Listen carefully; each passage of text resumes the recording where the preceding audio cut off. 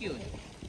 বলটা কিন্তু ডুববে, কারণ বলটার সার্ফেস এরিয়া অনেক কম, আর পালকের সার্ফেস এরিয়া অনেক বেশি, যার কারণে যে হাইড্রো প্রেশার, যেটা পানির একটা কিন্তু প্রেশার, হাইড্রো প্রেশার গ্র্যাভিটির অপোজিটে পুশ করে। আমি যখন আমার বডিটাকে যত বেশি স্প্রেড করে দেবো, একদম ম্যাক্সিমাম আমি করতে পারবো, তাহলে আমার বডিটা প্রেশারটা পাবে বেশি এবং আমি ভারী। আমি যত বেশি ছোট করব আমার বডি, তখন আস্তে আস্তে ডুবে চলে যাবে।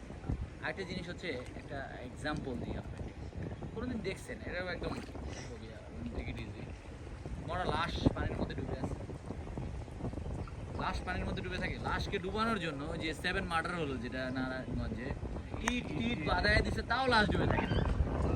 সে মানুষ বেঁচে থাকতে কিভাবে ডুবে যায়? মরার পর ডুবতেছে না,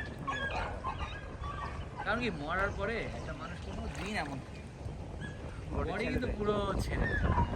আর আমরা যখন বেঁচে থাকা অবস্থায় আমরা ভয়েই নিজেকে এমন ছোট করে ফেলি যে আমরা ডুবে চলি।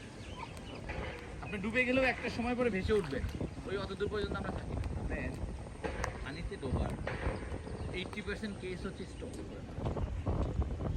সে পানিতে আমি কিছুই খাই না, তার আগেই সে ডোবার আগে সে মারা যায়, কারণ কি সে জানে আমি সুইমিং জানি না, সো আমি পানিতে নামছি, সো আমি ডেড। সে তার আগেই তার মানে হার্ট